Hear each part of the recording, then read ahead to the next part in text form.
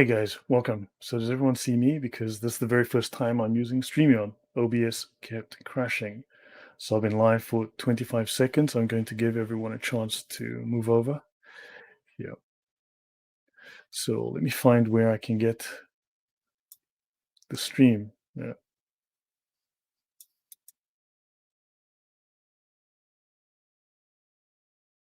Excellent.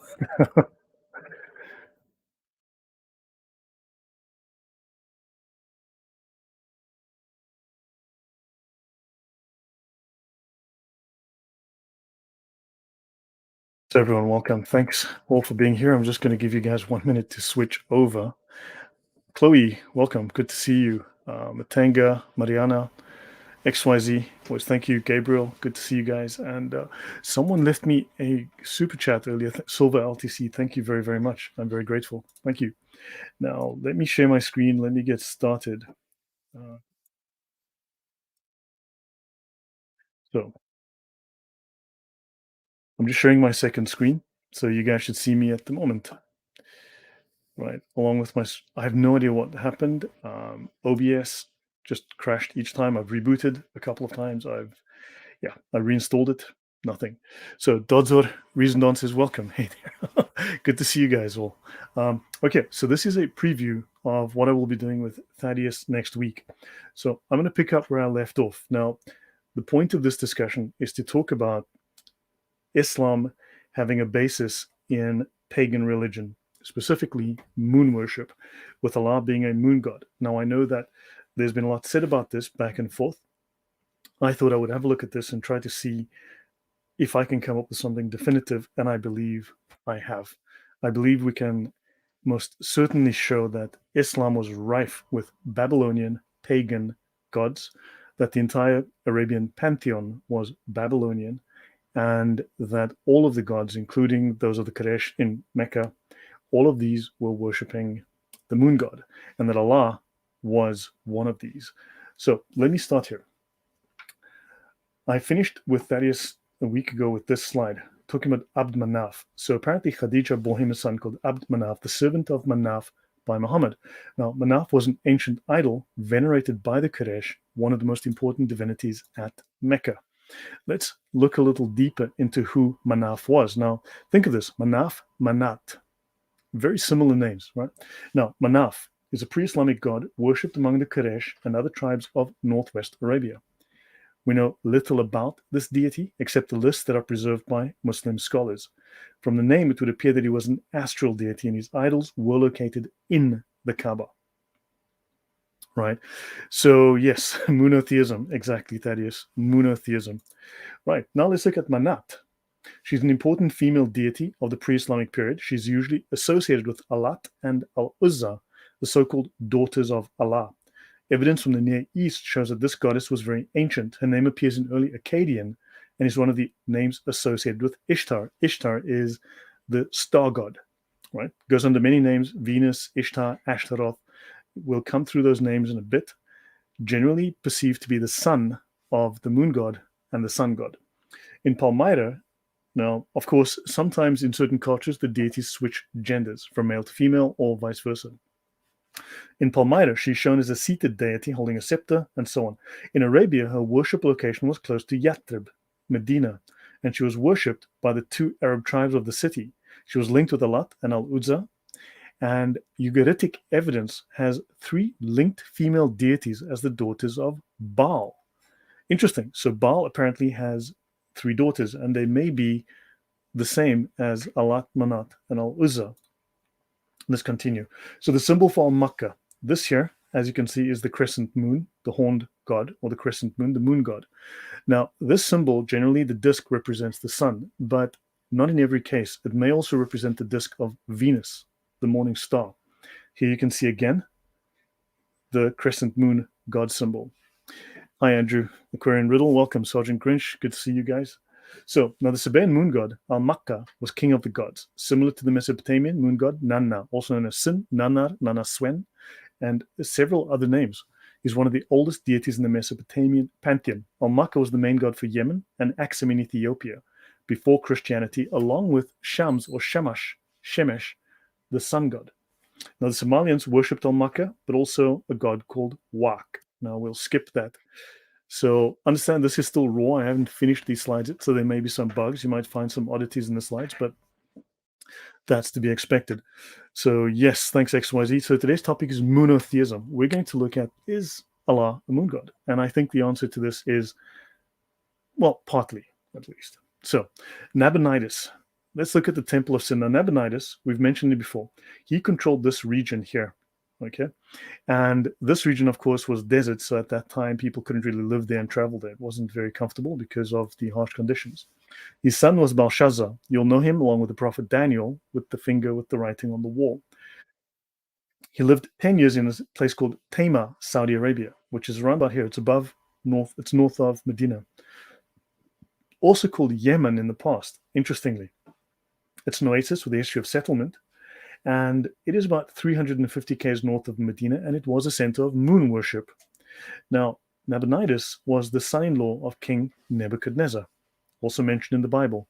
His mother was a high priestess of the moon god Sin in Haran in Turkey, and his daughter was the high priestess of the moon god Sin at Ur. So he's of course mentioned, and Sin is mentioned in Judges 8:21. I'm going to skip these for the time being. Right, I'll give those a longer treatment next time, as well as this. Now, the word Yathrib appears in the inscription found in Haran in Turkey, which belongs to the Babylonian king Nabonidus. So he speaks of Yathrib, Medina. Now, when he invaded Arabia, he went down as far as Medina. Now, he was the last king of Babylon, of the Sumerian Mesopotamian cultures. As we said, he was related to Nebuchadnezzar, and he had a childhood in Sabian Haran, which is a major site of worship for the moon god Sin. He has been called the first archaeologist, apparently, but he rearranged the Babylonian pantheon of gods. At that time, the major god was Marduk. Paganism was a family affair, correct, Andrew? But guys, I think what you're going to learn here today is going to change things. It's going to change the way we perceive things. So here he's pictured on an engraving in Saudi Arabia. He's wearing a little wizard's hat with his staff. Here you've got the moon god, the two-horned moon god. You've got the sun, the feathered sun, and the star. This snake apparently represents the Milky Way. He lived in Tema, Saudi Arabia, for 10 years as his capital before he moved back to Mesopotamia. Now, Sin is considered the father of the gods and the god of wisdom, worshipped in Haran until the arrival of Islam. Now, crescent moon flags in the region, which are very common within Islamic countries, are traced to Sin. And also remember, there was a trinity of gods: star, moon, sun. The sun was not the chief god in the Arabian pantheon. In other cultures, the star was considered male and the moon female. In Arabia, it was flipped around. You had the wing-feathered sun disk, Shamash, who was the god of justice and morality. And then you had Ishtar, also known as Venus, Aphrodite, Ashtoreth, Athar, Attar, and others. This god could be male in some cultures, could be female in other cultures, but always associated with the star Venus. So it could be both male and female. The Kaaba, we'll get to that little clock, yes, I'm well aware of that. So now notice Venus, though, is a goddess of love and war. Bear in mind the war god. Here he is again with the trinity of Babylonian gods. Now, Tama's influence. So Tama's position may have forced or stimulated the other town states of the oasis of Arabia Deserta to partake to some degree in the civilizations of the surrounding countries in the northeast, the northwest, and the south, while trying to preserve or reestablish their independence. That's from the Encyclopaedia of Islam. Now, interestingly, different scripts were used and developed. Even the clansmen of the nomadic tribes knew how to write. This is from the Encyclopaedia of Islam, Volume 1. So writing was actually fairly common within Arabia at the time. Oddly enough, after the arrival of Muhammad, there was nothing. So the general conclusion that I would draw at this point is that they destroyed the records. If writing was common, because numerous scripts were found, numerous scripts are known to have existed in that region, then where did all the documentation go? Now, there are several important archaeological sites on the Arab-Persian Gulf coast. They mention here surviving documents written in Aramaic, and Aramaic was the mother tongue of part of the population, especially the elites. A large number of Aramaic-speaking churchmen and religious authors in the Nestorian church came from the Gulf. There were texts in Sabaean script, which were relatively common. In the Gulf, as in the north of the Hejaz, texts in foreign languages, Akkadian, Imperial, Aramaic, Nabatean, Greek, and Latin are common. In southern Arabia, 5 inscriptions have been found in Ge'ez, which is classical Ethiopic, 2 in Hebrew, 3 Sabaic Nabatean bilinguals, and a Greek Latin one, and 1 inscription in Greek, 1 in Nabatean, and 1 in Palmyrenian. There's also graffiti in Greek, Nabatean, Palmyrenian, Indian, and Ge'ez graffiti. So this was a melting pot due to all of the trading they did. So if they were literate and if they were writing, it's interesting that there's no records within the Islamic period. Library burning by Muslims. Yes, I'd have to agree with you there. I would have to agree with you there. So let's continue. In the early polytheistic period, the Hadrami, now the Hadramaut, this is in Yemen, this is central Yemen, south of Arabia, shows a close similarity to other South Arabian areas dominated by the astral triad of Moon, Sun, and Venus star, except that the moon god in Hadramaut bore the distinctive name Sin, borrowed from Babylonian religion. He's commonly referred to as Sin of Ilm, and it has been conjectured that the latter term is the name of the principal shrine of this deity. Okay, Encyclopaedia of Islam, volume 3. Now, let's jump to Haran for a moment, the home of the patriarchs. There's a lot to be said about Abraham. I'm not going to cover that at length here. So Haran exists in Turkey today, sitting on top of the old one from the Old Testament period. Near Haran are villages that bear the names of Abraham's great-grandfather and his grandfather, Serug and Nahor. Haran was the father of Lot. The cities of Ur and Haran both had the moon god as their main deity, and Terah, father of Abraham, worshipped other gods, and he moved his family from Ur to Haran. Now, this interesting biblical passage, Arabia and all the princes of Kedar, they were the merchants of thy hand, in lambs and rams and goats. At Caesar, the traffickers of Sheba, they were thy traffickers. They traded for thy wares. They mention Haran and Cana and Eden, the traffickers of Sheba. So now we're talking about Turkey, right? Northern Mesopotamia, Turkey, and they're referring to the traffickers from Sheba, which means there was trade all that way from Yemen, all the way up to Turkey and back down again. So Ashur was as thine apprentice in traffic. These locations are all in northern Mesopotamia. And they are mentioning here the traffickers from Sheba. So there was trade, there was communication between these regions. And Haran is close to Göbekli Tepe too. Yeah, it's about 40 kilometers from Göbekli Tepe. And as I mentioned last week, Göbekli Tepe is not the only, and is not even now the oldest temple in the world. There's one even older than Göbekli Tepe. I showed last week a slide with about 15 or 18 temples like Göbekli Tepe, part of a major complex of shrines all linked to the same religion. So, and apparently, according to one source that I read, there's dozens of these, dozens. And I showed, I think, something like 15 or 18 of those in the last show. So let's have a look here. This area here, as you know, is Makaraba. You've got Aksum here. This is Hadramaut here in Yemen. Well, to the east, this is Hadramaut here. You'll see this is the central part. This is Sabah, where the Sabaeans are. Now, it seems to be of great importance for the cultural and religious development of the Arabs that Nabonidus of Babylonia conquered Tamar, and he made an expedition as far as Yathrib. Yathrib, as we know, is Medina. And he said he built a palace in Tamar and made this the center of an archaistic religion and cult around the Aramaean moon god Sin, perhaps with the sun disk resting in the crescent as the main symbol of this religion. There should be investigations on the close resemblances between this cult and that of South Arabia and Ethiopia. So this is the cult of Babylon. Understand? They're saying here that the cult of Babylon brought by King Nabonidus is very close to the cults of South Arabia and Ethiopia. Sin was the state god of Hadramaut since the earliest inscriptions of this state.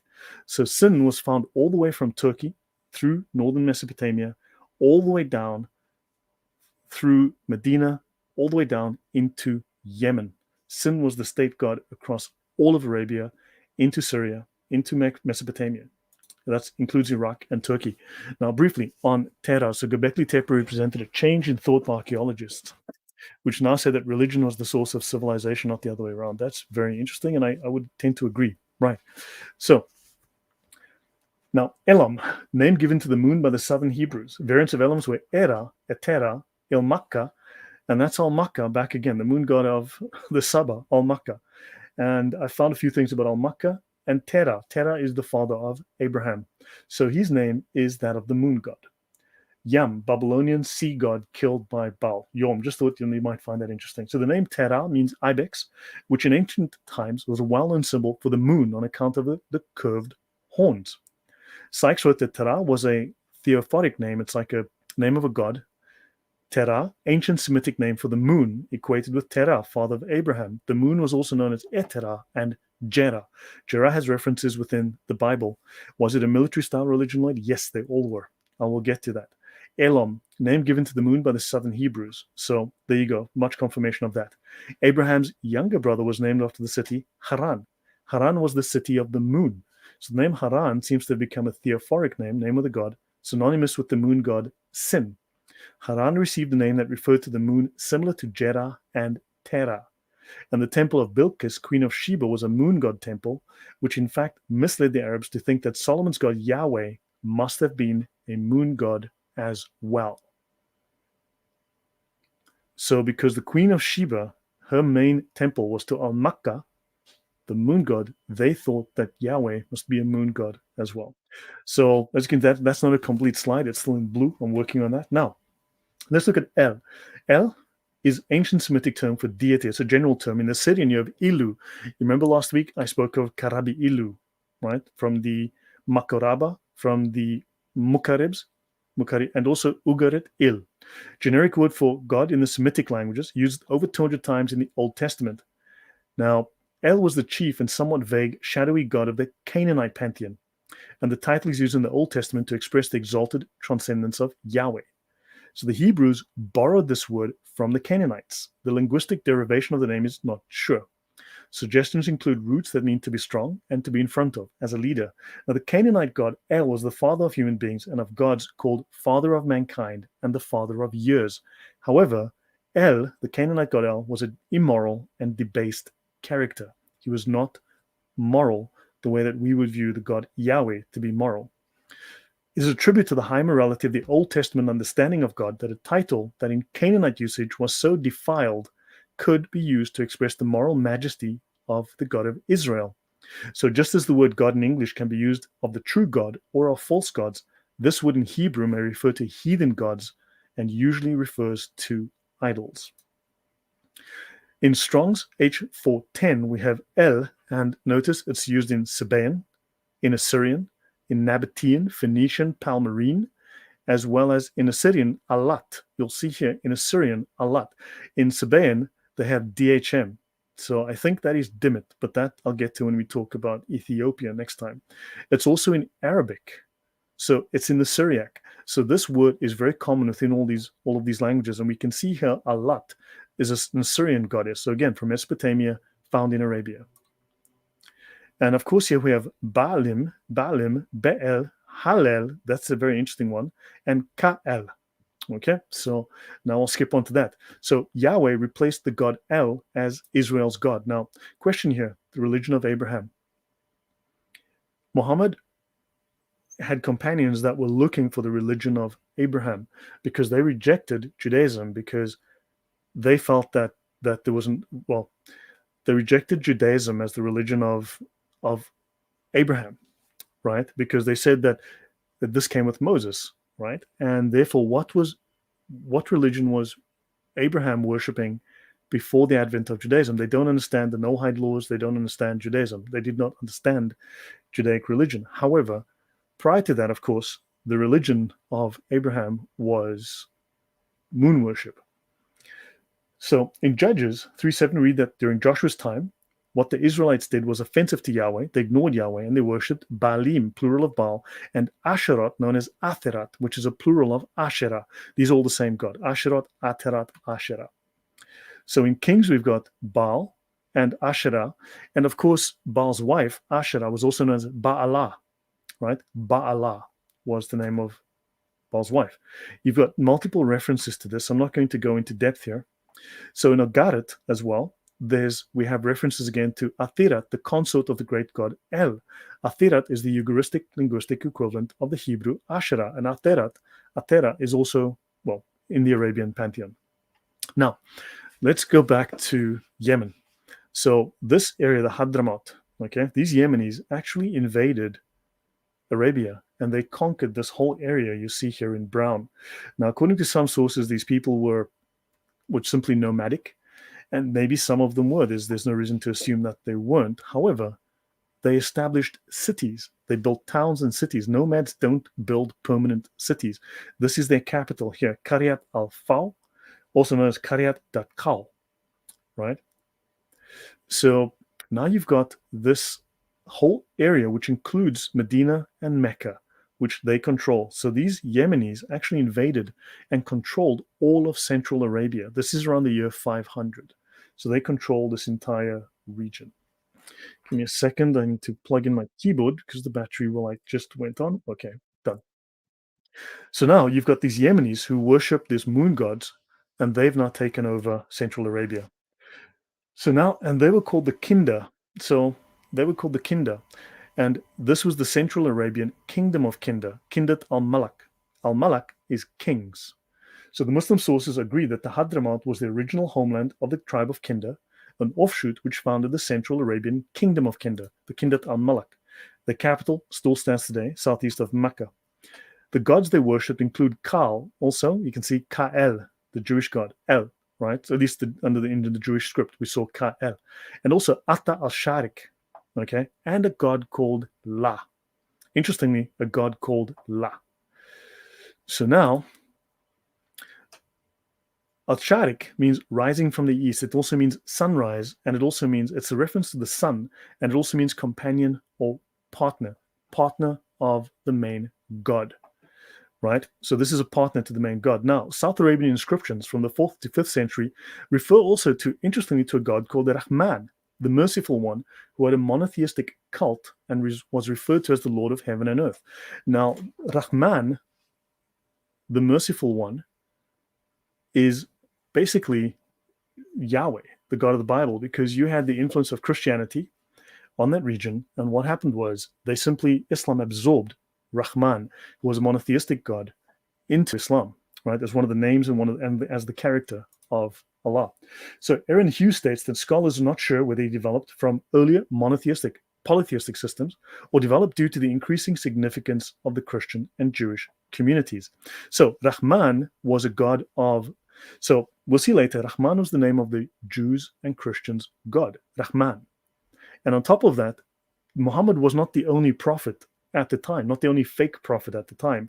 He was competing with a number of other prophets. There was one other guy whose group also happened to worship the monotheistic Rahman. Very interesting. So let's borrow the name of Yahweh. So a second question concerns the nature of Allah, right? Was he the God of the supporters of monotheism or God of pagan origin? In the oldest revelations of the Quran, very interestingly, thank you very much, Ben Yosef. Well, much appreciated. So in the oldest revelations of the Quran, the name of Allah does not appear. So when Muhammad refers to God, he says the Lord, or if he wants to give him a name, he calls him Rahman, Al-Rahman, which is the name of the one God of the Jews and the Christians of Arabia, but also the name of the God of the followers of Musaylima. Musaylima was another fake prophet going around at the time who had established his own religion as well. So I need to dig into this guy another time, right? So Allah is thus a God originating in polytheism, and inscriptions do seem to confirm it. At Qaryat al-Faw, this is the main city, this is the capital city of this group from Yemen that invaded into southern Arabia, the Kinda. A certain eagle entrusts the tomb he has built to Kal Allah, and to Athtar the Oriental. The text is dated by the writing style to the beginning of the Christian era. So Musaylima was a competing prophet with Muhammad who was killed. Yes. And he worshipped the one monotheistic God, Ar-Rahman. So very interesting. Let's continue. Now let's look at some pre-Islamic Arabian deities. Hilal is a god of the new moon. Is the moon god of the Kataban from Yemen as well. And he has the goddess Atherat as his consort. Deuteroscopy 12 has Yahweh commanding the destruction of all of her shrines as to maintain the purity of the worship of Yahweh. So Atherat equals Asherah equals Ashtaroth equal Astarte, multiple different names. And also, as I said, within the Arabian culture, the gender of these gods was reversed. The moon god became masculine, the sun god feminine. Now the prophets of Israel warned God's people not to worship these gods. Now Kaal is the moon god of the Hadramaut, the Yemen, the Kinda. Sin was the chief god of the Hadramites, again connected to the Semitic god Sin. Talab is a moon god worshipped by the Sumay, a Sabaean tribal confederation. And then we've got some very interesting gods here. Yata is associated with salvation. His name means savior, Yata the savior. And he is an archaic equivalent to Yesha, Yeshua, Yesha, Yasha, a masculine noun meaning salvation, found in Strong's Hebrew 3468 and 3467. It is taken from the root Yasha, Yeshua, Yasha, Yeshua, Yasha.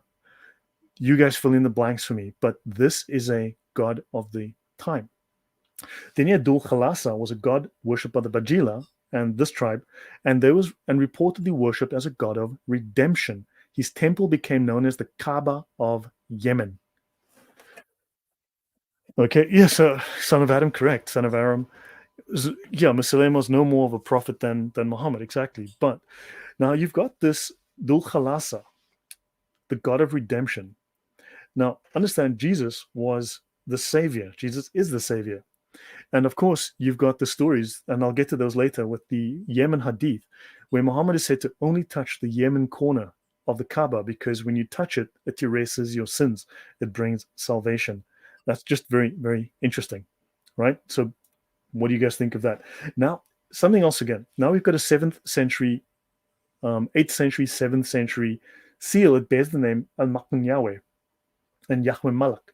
The name may be taken to mean the creature of Yahweh or the property of Yahweh. It also means the servant of Yahweh.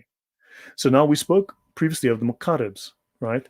And we spoke of the ones who serve the Muqarrib, and the Muqarrib serves the God, right? So Al-Muk, one of the names of Al-Makkah is also Al-Muk. And it's just very interesting. You've got this LMQ, which may refer to also Al-Makkah. Al-Makkah of Yahweh, Al-Makkah who serves Yahweh. So the creature of Yahweh, the creation of Yahweh, the servant of Yahweh. It may potentially mean that, right? Because you had an active cult of Yahweh in the region. So, and that was early. Now, let's go on. Go forth and sin no more. Let's look at some Arabian gods. Alat Shams, meaning the goddess sun, equivalent to the Babylonian Shamash. It's Sumerian, Akkadian, Canaanite. These are the same god across all of Sol, Helios, Apollo. Alat Shams, Alat, Manat, Alat, Al-Uzza, Alat Shams, Shamash, Babylonian. Now you've got the moon, Diana, Luna in Rome, Greek, Selena, Artemis. And then you've got Allah Ta'ala, Sin, meaning the most high God Sin. Allah today is still called Allah Ta'ala. It's still in common use today. And of course, in Babylon, the same God is called Sin and Sin. Again, in Akkadian, Sin, and in Yemen, Sin. So you've got Swen, Sin, Sin, Sin, and Sin. So this is far too much to just be pure coincidence. So now you've got multiple moon gods, and all of the moon gods are gods of war.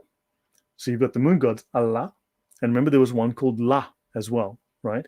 So it may not be, Allah may not be a contraction of Al-Illah, it might be an expansion of La. You've got Ilumku, who is also, we know him as Al-Makkah, right? Same god. Mahram, Ethiopian. Osiris, Sin, Wad, and Yera, also known in the Bible as Jera, linked again to Abraham's family. But let's continue. Moon worship centers: Aksum, Haran, Hurayda, Yemen; Marib, Yemen; Shabwa, Yemen; Tema, Saudi Arabia, right? These are all major centers, so that the entire Arabia was doing moon worship and worshiping Babylonian gods. So the vicious god in the Quran is consistent, though not with the god of the Bible, with a South Arabian war and moon god. So Hans Kraus writes, scholar writes, the main god, the national god of war. This is in all South Arabian, yes, nearly in all Semitic monuments, a sure identifying mark of the moon god. So the god of war is the moon god. So the Sabaean moon and war god, Al-Makkah. So now we know that Al-Makkah, that's why the Muqarribs are warrior kings. They're priest kings, but they are warrior priest kings. So the Sabaean moon god and the war god Al-Makkah. So now you've got Muhammad, who becomes a warrior king. Then you get his followers who become warrior kings. The caliph is a warrior king, but also a priest king, right? A warrior priest king, jihad. So this is simply an extension of this idea from the past. Then you've got, now Al-Makkah's successor was Allah, right? So So let's continue here. Notice these are some inscriptions from the past in 250 AD. He has granted him to return with honor and with the spoils of 32 slaughtered enemies and with booty. Booty is entirely part and parcel of Islamic spoils of war. Then you've got Al-Makkah of Haran. Al-Makkah of Haran. So now Al-Makkah wasn't just in southern Yemen. Al-Makkah was now in Iran, in Turkey. So now you've got Al-Makkah, who is all over the geographical map. So clearly he's not isolated to one little tribe. This was literally all over Arabia. Al-Makkah has granted him trophies, spoils, and captives. Erkan, thank you very much. Much appreciated. Yes, I'm working on this very hard. So now you can see this link to jihad. Then you've got control of the incense route. So Al-Makkah has granted these guys control of the incense route. What was Muhammad? A pirate. What did he steal? Stuff from camels, right? He was a caravan robber. So they took control of the incense route and they crushed the kingdoms of Al-San and Nashan. So let's continue. Now let's look at some Quran surahs. As I said, this is not complete. I'm just introducing this. I'm running through this real fast. But Quran 36, Yasin. This chapter is known as the heart of the unholy Quran. And the scholars say the meaning of Yasin is unknown. It is debated amongst Muslim scholars. One interpretation is, "O human being." Okay? And apparently this chapter 36 called Yasin is representative of the divine origin, of the amazing origin of the Quran. It's like the most important chapter that really showcases what the Quran is about. I think it's in the name, Sin. Let's continue. Al-Qamar, the moon. Al-Qamar also happens to be a moon god of Arabia. Ar-Rahman, we've met Ar-Rahman before. He also happens to be a god of Arabia. Al-Buruj, well, they worship the stars. That's another one of the moon gods of Arabia. Al-Malik, we've met the Al-Maliks, the Muqarrabs, we've covered that. At-Tariq, the morning star. Venus, another name for Venus, the morning star, the son of the moon and the sun god. Ash-Shams, the sun. Okay, Shamash, the Babylonian sun god. Chapter of the Quran 91. And then, of course, you've got another mention of Saba or Sheba, Quran 34. And this in Quran 34, 16 to 19, actually discusses Saba and the capital of Marib and how their dam, so the dam at Marib actually broke, flooded the capital, destroyed it, and they abandoned Marib at the time. And it actually mentions the dam break at Marib, so they were aware of that. RJ says, Yasin is one of Allah's names. The tafsir of the verse I explained. Excellent. Thank you very much for that. I need to look into that. Yasin, but think, sin, Yasin, sin, the moon god Sin. So, Strong's dictionary, Allah, of course, in Strong's H423 means curse, right? So this means curse, swearing, a curse, right?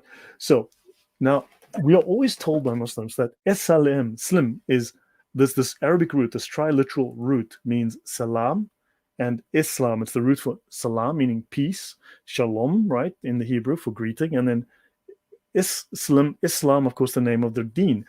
However, I discovered this is not the whole story. So it says that Islam, the root of Islam, means graven idol. As you know, in the Ten Commandments, it says, "Thou shalt not make unto thee any graven image." So we are often told that the Arabic triliteral root Islam is salam or Islam, and that's true. It is a common Semitic word. It is defined, and you can find it in Strong's H6754 and 6755. It means image. It means heathen gods. And you'll find in 2 Kings 11:18, Amos 5:26, and Daniel 2:31 that God and the apostles and the prophets, they are very, very harsh about destroying these idols, about not allowing them to prosper. Now, Eselem, the earliest known form of Eselem, is in the name of Shalem, the ancient god of dusk of Ugarit, Canaanite, Syria region, who is Venus, the evening star. He is the offspring of El, the Babylonian main god, El, with Aterat, the sun god. So Eselem, Salam, the earliest form is in the name of a Babylonian god. Islam is derived from the same root as a Babylonian god. Imagine Christianity was derived from Christian, who happened to be the son of the major god of the Babylonian pantheon. People wouldn't stop giving us grief about this. That, Jesus, Christian, Babylonian gods. Well, Islam is directly derived from, it means graven idol. It refers directly to a pagan god. Moving on. In Akkadian, it's Salmo. It means inscribed image or statue. In Aramaic and Syriac, Salma means image or idol. It is found in the Nabatean, in the Palmyrene, and in the Arab Hatra in northern Mesopotamia. In Aramaic, Hatra. Never heard of Hatra? Well, yeah. In pre-Islamic Arabia, Essalem is often an object dedicated to a deity. So Essalem is something dedicated to a pagan deity. Islam, who knows, dedicated to a pagan deity. Now, it has a feminine version, Salamat. Okay, in Yemen, it is singular, it is dual, and it is plural. So this word has, you can have multiple gods like the pagan trinity, and so on and so on. You can have father, son, son and companion. The main god with the companion god, and so on. Let's have a look at this Hebrew Chaldee lexicon. Right, it means to be used of anything vain, an image, a likeness, an idol, right? An idol. And it's spoken of extremely negatively in these Bible verses. It is also Syrian and Chaldean, and in Arabic, it also appears as an image. And the letters, okay, now, something I'll get to a little bit later. So any comments or questions? Have I missed anything? And thank you guys for the super chats. Any questions or comments that I've missed in the meantime? Christian Prince has often pointed out the connection between Ar-Rahman and Musaylama. Yes, and that is true. And I will dig deeper into that. But Ar-Rahman, as I said, was the god of the Christians, the monotheistic god of the Christians and Jews. This was simply absorbed into Islam, right? Now, let's talk further. Okay, any more questions? Hold on. Okay, so I will continue here. Now, let's look at Hatra. Hatra is a small Arab kingdom that was in Mesopotamia. So where is Hatra? Well, Hatra is close to the border of northern Iraq and Turkey. So wait, let me bring this up. Let's go find Hatra on a map, okay? Let's go to Hatra in Iraq. Let's go to Hatra. So Mecca is all the way down here. Here's Hatra. This here is Göbekli Tepe. Okay, so you've got the Göbekli Tepe here. This is Hatra. Let me turn on the borders. So this is well into northern Iraq. This place called Hatra was an Arab city-state. Okay, this was an Arab city-state. And it was connected on the trade route all the way down to here, right? So this is interesting. The Arabs happened to have an established fortress city all the way up here, a wealthy fortress city. So Hatra was an ancient, you can see here on the map of Iraq, was an ancient city in Upper Mesopotamia located in present-day eastern Nineveh Governorate in northern Iraq. Right. Thanks, Reasoned Answers. Much appreciated. Right, so let's continue. It's a caravan city, and it flourished in the 2nd century, was destroyed and deserted in the 3rd century, only rediscovered in the 19th century. It used to be called Al-Khadr in Arabic. It's recorded as Hatra in Aramaic inscriptions. It was famed for its fusion of, get this, Greek, Mesopotamian, Canaanite, Aramean, and Arabian pantheons. It had temples to all of these in Hatra. Okay? It was officially called the house of God, the Beit Elaha, in Aramaic inscriptions, and also recorded as the enclosure of Shamash, the sun god, on a coin. So Hatra de Shamash. So it was called the Beit Elaha, the house of God. The Kaaba is the house of God. This is just really interesting, right? This is incredible. I'd never heard of this place until today. It is the capital of possibly the first Arab kingdom in the chain of Arab cities running from Hatra in the northeast via Palmyra in Syria, down to Baalbek, down to Petra. So you had an entire collection. This thing traveled all the way west, right? So you had a whole bunch. So within the heart of Mesopotamia, within the heart of Sumeria, within the heart of the Assyrian kingdoms, you had Arab traders who lived in these wealthy fortified cities. Welcome, Arnold. Welcome. So the city had temples to the god Nergal, who was Assyrian, Babylonian, and Akkadian. Now these are Arabs who are incorporating all of these, who are allowing all these gods to be worshipped. Okay, all of these temples are being built. They're interacting with all of these pagans. Hermes, who was Greek, Athrogatus, who was Syro-Aramean, Alat, who was all the way up north, Shamia, who was Arabian, and Shamash, the Mesopotamian sun god. Other deities mentioned in the Hatran Aramaic inscriptions were the Aramaean Baal Shamain, as well as, and we've heard of Baal Shamain, right? Baal Shamain is also associated with Nabatea, with Petra. And of course, you have the female deity known as Ashurbanipal and others. Earlier rulers of the city were titled Mraj or Maria, known as Lord, and later ones were called Malak Darb, king of the Arabs, the Malaka, the king. Again, this reference to the Abd al-Malik, the servant of the king, the Malik, right? Abd al-Malik was a title, not a name. You'd have Abd al-Malik, somebody. You'd have a name at the end of that. So I'll continue. I'm going pretty fast through these. Let me see where I am. So I'll go go a little bit. So now we have the Hilal. Coming back to this, I've shown this before. This is the Hilal, the crescent moon, right? It is Islam's symbol. So have a look. Pagan symbol, pagan symbol, pagan symbol, right? Pagan symbol, star, right? Pagan symbol. And this is the flag of Morocco. It's a pentagram. It's literally a pentagram, right? One has to ask questions about that. What are they doing? Here's another pagan symbol right up there. So Qamar is the god of the moon, right? Also known as Qamar and Hilal. They were both moon gods of the Arabian pantheon. So the classical Arabic name of the god of the moon in his form of the full moon is Qamar.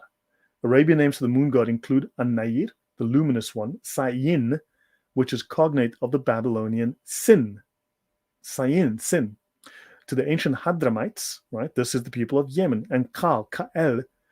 So the main god, Ka'el, the main god of the Babylonian pantheon, again, to the tribe of Kinda, Ka, right, is the moon. You had Wad to the Manaeans and Warak, wanderer. Warak, now this is interesting. Don't have a lot to go on here yet, but Waraka ibn Nawfal. Waraka ibn Nawfal, his whole family comes from pagan ancestry. And when they say that this guy was a Christian, I'd have to take that with a little pinch of salt, because both his name and surname both have pagan connections, pagan god connections. So anywho, a common act of moon worship among the Semites was to kiss the hand when you see the moon god. You would kiss your hand. This just makes me think, hold on. So when Muslims run to Mecca and they do their jog around the Kaaba, they all run up and try and kiss the Kaaba. I just wonder if that's connected. So the crescent moon is known as Hilal, which happens to be the name of a moon god, right? Happens to be the name of a moon god in Arabia. The moon is known as Hilal al-Qamar, the planet al-Qamar. And of course, you've got al-Hilal. So this is a sighting of the lunar crescent. Right. Josie Whale says, thanks, Lloyd. I have to go, but I'll catch up later. Yeah, well, thanks for being here. Thanks for being here so far. Hopefully this has been entertaining and also useful. Waraka ibn Nawfal, early Arabian monotheist. Biographical details are few in number and legendary in character. Waraka was the son of Nawfal bin Asad Abd al-Uzza. So his father happened to be the slave of al-Uzza. His father was a pagan, right? He was the cousin of the Prophet's first wife, Khadija. Now, Attar in Islam, stars have souls. So Attar, so we've met Attar before. He was the god, the sun, right? The offspring of the moon and the sun, right? So he's the star god Venus. And Attar also means a relic of the Prophet. But in astrology, Attar is also used as a technical term in the theory of causality, with reference to the influence that the stars have. This is from the Encyclopaedia of Islam. So the stars, according to Islamic thinking, have an effect on human destiny, have an effect on what happens in your life. But in Islam, the stars are considered as higher beings that have a soul. So yes, the stars in Islam are beings that possess a soul. So yeah, I don't know, that sounds like, because you see in the Arabian pantheon, you had the main god, your El or whatever his name was, you had the sun and the moon, right? They have little kiddies, and these kiddies are, well, the stars. The sun and the moon birth the stars. They're all lights, right? And therefore the stars are higher beings possessing a soul, because Islam still believes in this paganism. Then you have Tahleel, okay? So the first element of the Shahada, right? But also Tahleel is jubilation at seeing the Hilal, which also happens to be the name of a pagan moon god. Right, so this is not done, but Now let's look at the Arabian alphabet for a short moment. I'm going to skip most of this. So Kamaria are the moon letters to which blah, blah, blah. The Islamic, you're right, I need to bring up something else. So let me do, so I'll come up to something else. So within the Islamic alphabet, you have moon letters and sun letters. You have 14 moon letters and 14 sun letters. So notice the Kamaria are the moon letters. So the Tajweed is, if I recall, it's how you interpret and read the Quran. I'd have to check that in a moment. Actually, let me do that right now. So let me go to, of course, my spelling is terrible. Tajweed. Let's go to this Arabic English dictionary. Let's bring this up, what Tajweed is, so that let's hope this thing moves along a little bit. Here we go. Tajweed is the art of reciting the Quran, reading in accordance with established rules of pronunciation and intonation. So it's not understanding it, it's how to recite it, how to make it sound nice. That's Tajweed. So the first principle of Tajweed, blah, blah, blah. They have here 14 Shamsi letters, the name of the god of the sun, the pagan sun god, solar or sun letters, and Kamari, moon letters. And of course, Ar-Rasul, the prophet, is pronounced Ar-Rasul instead of Al-Rasul because Ra is the, let's see, the sun god of Egypt. Just a sheer coincidence, right? Just sheer coincidence. It's a blending sun letter. Yeah, fascinating stuff. And let me bring up something else I was going to go to here. Right, so let me go here, and I need to go to,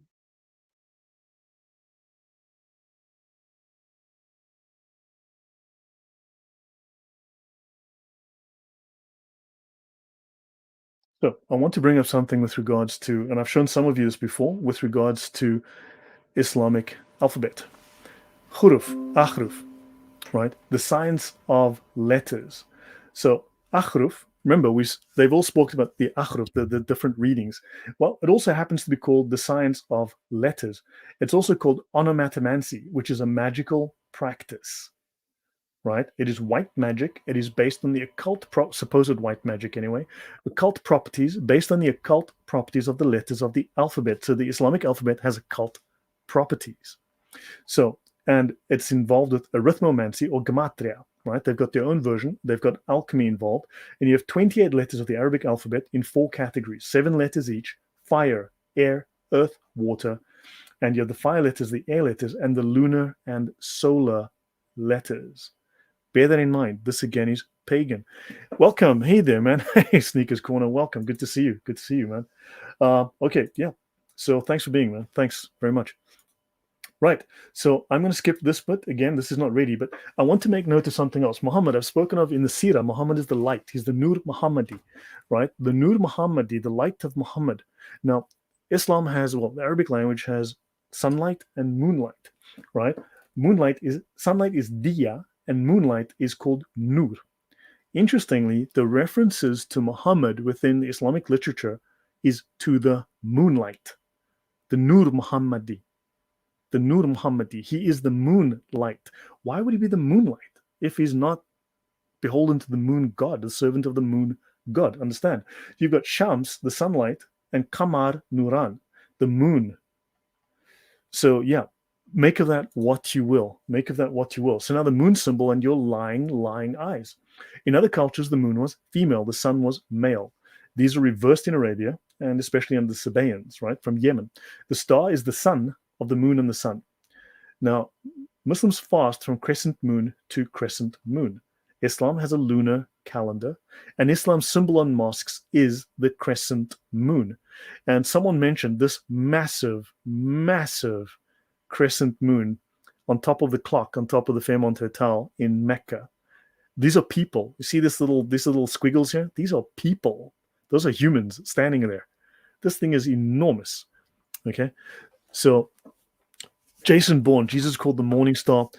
Well, that may be Jason Bourne, except the context is completely different. But we're not talking about that, unless you talk about Islam and explain all of these connections to the pagan Babylonian pantheon. We're going to have to silence you, put you in timeout. You guys have permission to put him in timeout if he gets annoying, please. Now, notice this is the same symbol here. The star, this is a pagan symbol. This is Babylonian. The same symbol. Islam has exactly the same symbolism, precisely the same symbolism. This is paganism to the core, right?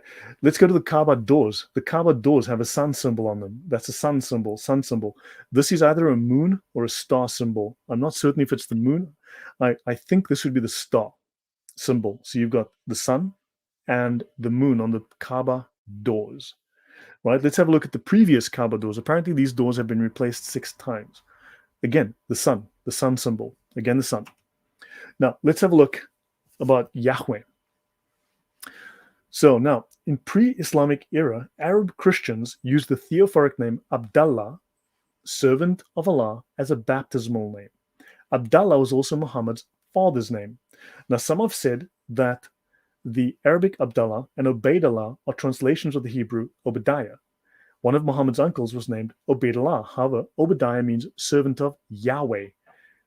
Abdullah means servant of Allah. Allah is the standard Arabic word for God, true enough, and is used by Arab Christians as well as by Muslims. Though Arab Christians spoke the Arabic language and they used the appellation Allah, meaning the God. We know they were Trinitarian. So the Quran states that the Christians and Jews referred to Yahweh by the title Allah, and Christians called Jesus Allah's son. So we know then that this was a Trinitarian God who had a son. They were referring to this neutral term, the God. Allah in Islam, though, within the Islamic religion, is a name. It is not a title, the God. It's a name. Arab Christians also use the theophoric name Abdallah, servant of Allah, as a baptismal name. When Christians used the title Allah, they had the God of the Bible in mind. By contrast, Abdallah was also the name of Muhammad's pagan father. He, however, was named after Allah, the Makkan moon god, just as the Makkans with the names Hilal and Qamar were named in honor of the Makkan moon god, different names of the moon god. That the pre-Islamic Arab Christians called Yahweh by the title Allah, the God, as a general title, and the Arabs called the high moon god Allah, the God, as a name, does not show the slightest commonality between Christianity and Islam and the deity of each. Now, we also can go back in time. Remember, Muhammad had a son called Manaf, servant of Manaf, who was a moon god. Then you, star god, Venus, star god. Then you had Abd al-Uzza, another son called Abd al-Uzza, right, who was now slave of al-Uzza, which is very interesting. But his great-grandfather was also called Abd Manaf. So his whole family, and of course we know that he sacrificed an ewe to al-Uzza. Muhammad used to worship al-Uzza. We know that he and Khadija worshipped al-Uzza as well.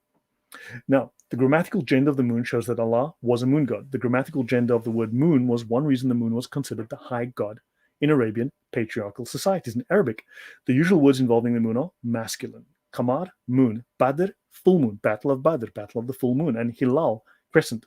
The word for sun in Semitic languages is feminine. Right? The Encyclopaedia Britannica states the word sun is feminine in Arabic.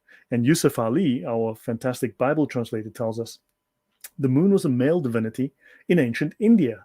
Oh, where'd they get that idea?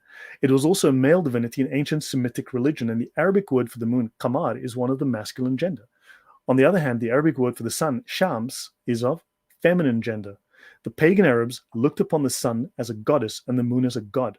Quran translations do not follow the Arabic conventions concerning the gender of the sun and the moon. So Western scholars will typically follow the ancient mythology of the local area that they live in. So in other words, if they're from England or America or wherever they might be, they translate sun as masculine because they do in their culture. They're not thinking in terms of the Arabic culture. English translations use masculine pronouns for the sun and feminine pronouns for the moon when they should invert those, right? Or they use neutral for both, and these are both wrong.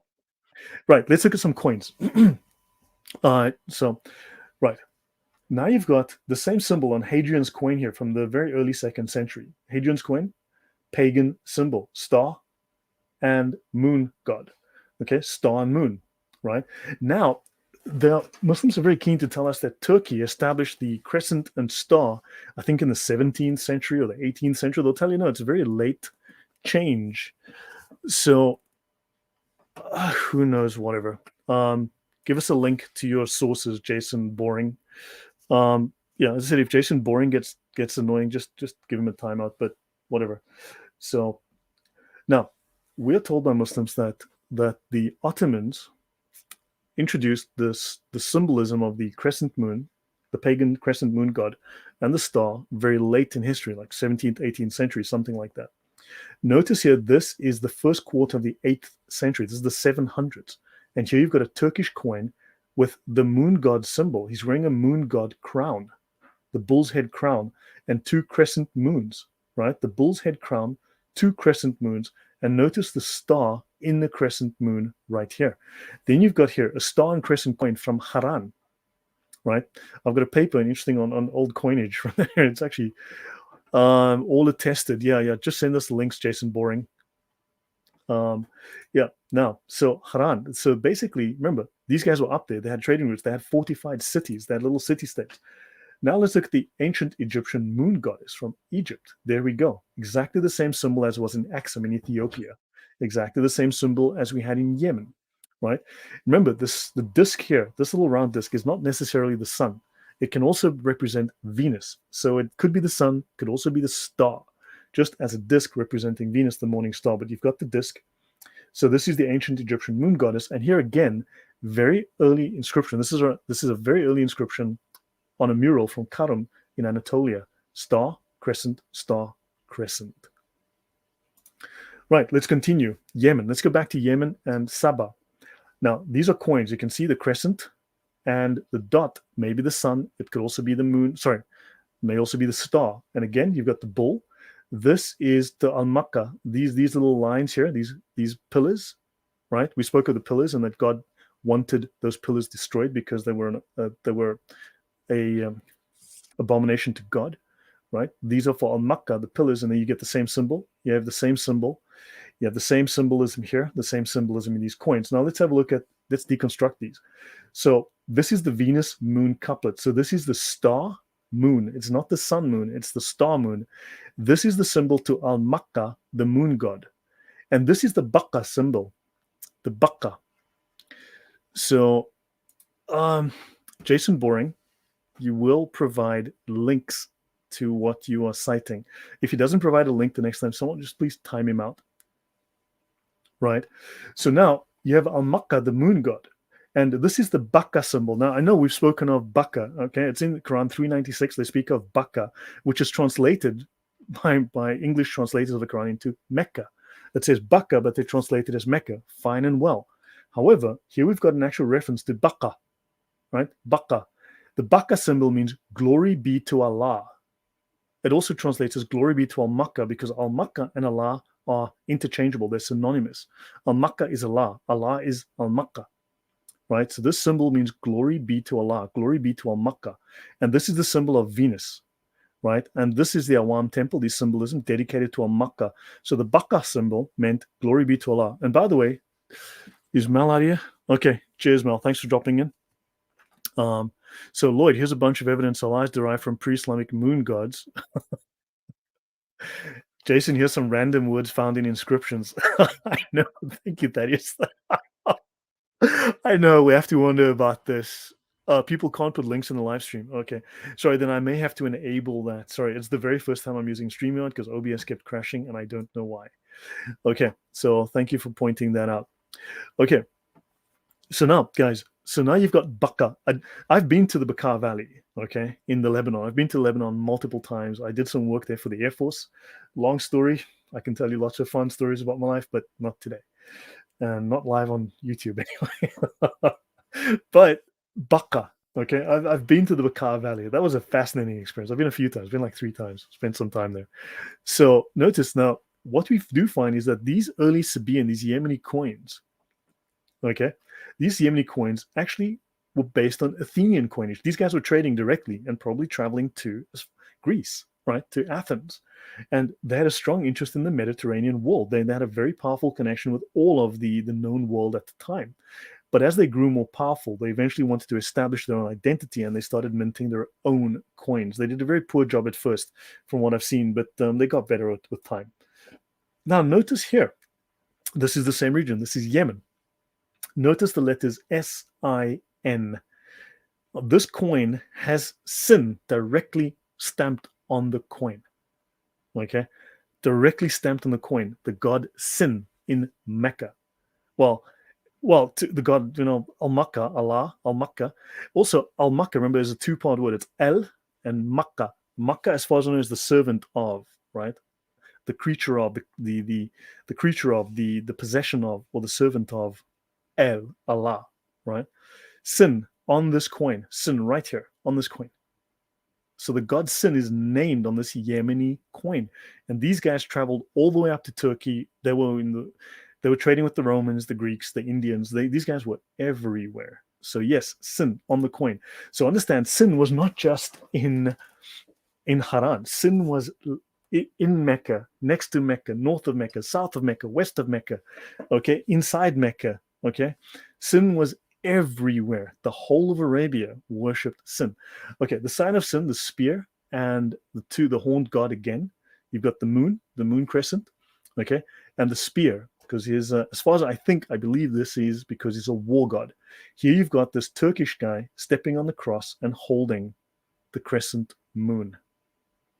Okay, and in this drawing, there's some history which I don't have time to get into because I never looked into it. Mother Mary is stepping on the moon god. Here she is stepping, just like he's stepping on the cross, she is destroying and stepping on the moon god. Okay, briefly, so I'll start rounding down now.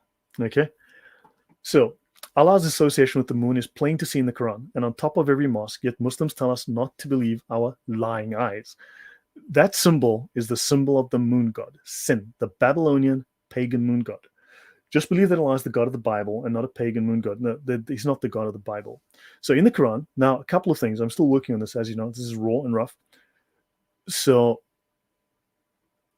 Odon LaFontaine needs to present this. Present what? In the Quran, King Dulkarnain is considered a good Muslim. Now Dulkarnain means the two-horned one, the two horns, God of the moon, which refers to the crescent atop the royal crown he wore. He was a servant of the moon god. The crescent crown indicates allegiance to the moon god. And he watched the sun set in a mud puddle. Quran 1883, it shows that Dulkarnain, this parable about Dulkarnain, therefore has a pro-lunar and an anti-solar message. He is a servant of the moon god and he watches the sun set. And of course, the moon rises and achieves supremacy over the sun god. Now, also, the Quran complains that they found the Queen of Sheba and her people prostrating to the sun instead of to Allah, implying the moon. Egerton Sykes, a very well-known scholar of the time and of this subject, says Allah seems to have been preceded by Il-Makkah, also known as Al-Makkah, the Sabaean moon god, who ultimately was modeled on the Mesopotamian moon god Sin. The Quran's Queen of Sheba account shows that the Quran is pro-lunar, anti-solar scripture. So look, guys, I've presented this is from multiple different scholars, multiple different books of archaeology, multiple different books, and these are academic papers, huge books on this subject. I'm not just drawing for one guy saying one thing. This is from a bunch of different academic sources, okay, all on this subject. So right, they all are saying the same thing, that the Arabian pantheon is Babylonian. It is 100% derived from Babylon, okay? And Allah is a moon god derived from the Babylonian gods. And then later on, you take this pig, you put some lipstick on it of Gnosticism, which is pseudo-biblical, and then you go, voila, there you go, Islam. So Gabriel Schoner says, Islam copied from Christianity and Judaism, but messed it all up, unfortunately. Yes. Okay, so guys, the Yemenite, I'll probably just wind up here. I'll go for another 4 minutes, right? And so the Prophet taught that we should seek out Iman, faith, and Aqidah, the creed, theology, from the people of Yemen and the Asharis. Ashari, Asharat, the Venus, the sun god, either the sun or the star god. Okay, Ashari, Ashar, Athar, sun god or star god. Narrated Abu Huraira. Okay, this is Tirmidhi. It's in Bukhari. It's in Muslim. It's in Da'if Bukhari and Da'if Muslim, as you know. Our faith is Yemeni and wisdom is Yemeni. Let's continue.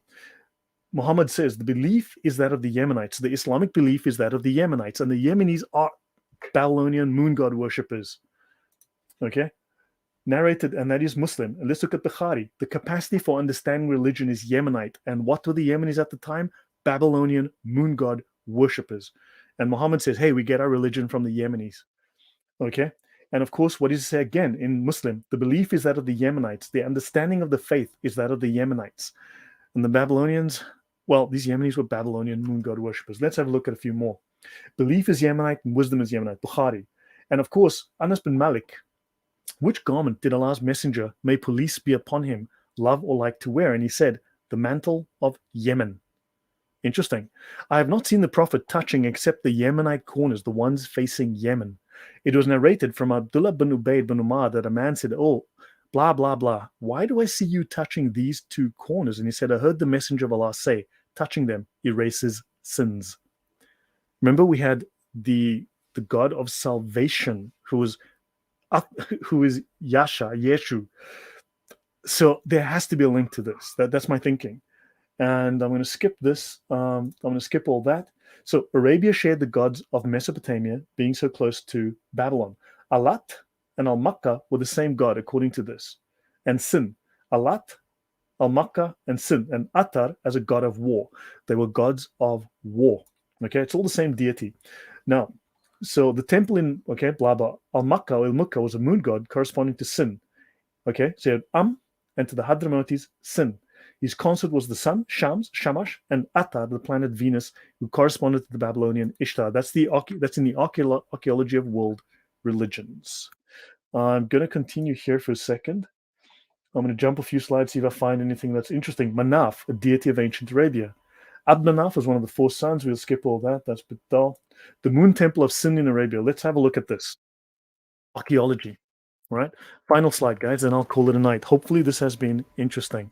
So I will finish it. It took characters like, oh yes, my dog needs to be okay. Now, synopsis: the Moon Temple, the first to be excavated in Arabia, stood visible from afar in the Hedaya Haram area. Okay, there were stumps of stone pillars. My very first show on Thaddeus's stream was about the stone pillars. The orientation of the building follows the Mesopotamian practice of setting the four corners. Blah blah blah. It's Mesopotamian. Then you have the Sabaeans and you have the Hadramutis. These are the guys that invaded Arabia. And in 22 of the inscriptions at this temple of Sin in Arabia, the dedication to Sin is preserved. So in other words, there are carvings where this whole portal is dedicated specifically to the moon god, Sin of Babylon.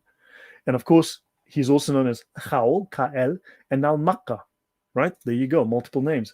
So the mud brick clinched the evidence, which further supported this by scarce shards and masonry fragments, some finely dressed, one of which bore the letters S-I-N. So the god Sin is named at least 22 times in this temple in Arabia. So, in other words, so you've got an incomplete Sin invocation, which is archaic, and it invokes the moon god under the Sabaean name Al-Makkah. So Makkah, the moon god. Man, you go into Hubal, the moon god. You go into it's all the moon god. I'll stop here for tonight, guys. What did you learn?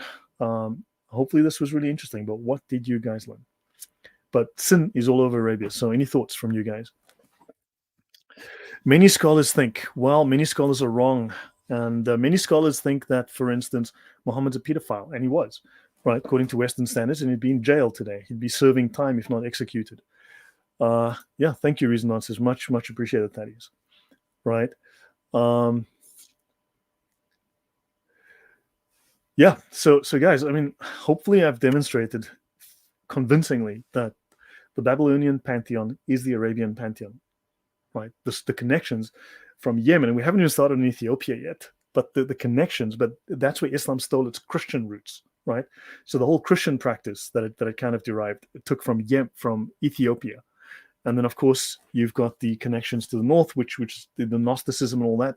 Then we have to go to Najran, but yeah, man, this is insane. So what did you guys pick up? Anything that was new and interesting? But see, the scholars that I've seen all say Al-Makkah is the moon god Sin. The archaeology proves it. The archaeology most definitively proves it, because this happens to come from the territory of the moon god Al-Makkah. So yeah, so I will cover this on Sunday with Thaddeus. I'm busy working on it for the rest of the week, clarifying a few things, and hopefully I'll finish this, and then I will.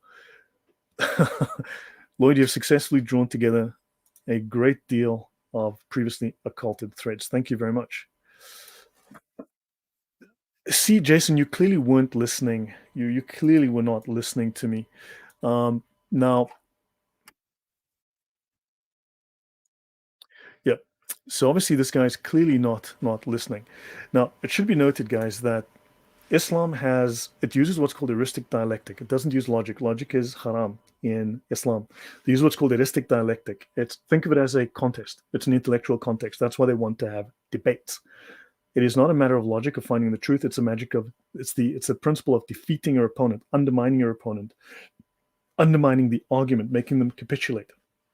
Heuristic was utilized by the Greek sophists, and Islam borrowed this practice. There are about 38 techniques specific to their method of dishonest debate. Right? I've covered this in the past, and I can do so again. But it's a dishonest method of using rhetoric to lie and deceive. It falls under the rubric of hiyal. It's a military tactic. It is proper. Remember, dawah does not mean evangelization. Dawah means propaganda and pretense. Propaganda and pretense. Propaganda is by definition heuristic. Right? It is designed to defeat an opponent. It is designed to dispute, not to find truth. So this is what they do, right? So do make a note of that. Right. So, yeah. So, okay. Like trying to drink from a fire hose. I get told that all the time. Is the pseudonym Yasin linked? Yes, it's sin. Yasin. Yasin. I mean, like how obvious can it be? It's written right on the page. Yasin. Sin. So, yeah. Now, of course, Jason Bourne is not listening. Clearly, he wasn't paying attention. But guys, that's it from me. Thank you very much for the support. Thank you very much for the super chats. I'm grateful for that. Yeah, spent a lot of time on this. I will go through this again. There's a lot to be said. What's your take on Sinai as sin? Do I need to give you one right now? No, we can do that another time when I've spent time researching it, using actual facts instead of typical Islamic taqiyya, lies, obfuscations, redirections, misdirections, deceit. Yeah. So let me see. So anyway, guys, thank you very much. I hope this was interesting and entertaining, and most importantly, educational, right? And yeah, hold on. Where is that? I need to. Okay. So guys, yeah, thank you very much. Any comments? Drop them down below in the comments later. And yeah, you guys know where to find me. Look me up if you need. Schopenhauer speaks on heuristic dialectic, correct, on the Nathaniel. We need to have a chat about that one day with Schopenhauer's discussion on heuristic dialectic. This is the technique. This is the technique that Muslims use to evade, to avoid, to lie, to deceive. And don't forget, lying is legal. It is 100% not only legal in Islam, it is obligatory. It is compulsory, right? So, yeah. So, Hassan, thank you very much. And I will see you guys next time. Good night.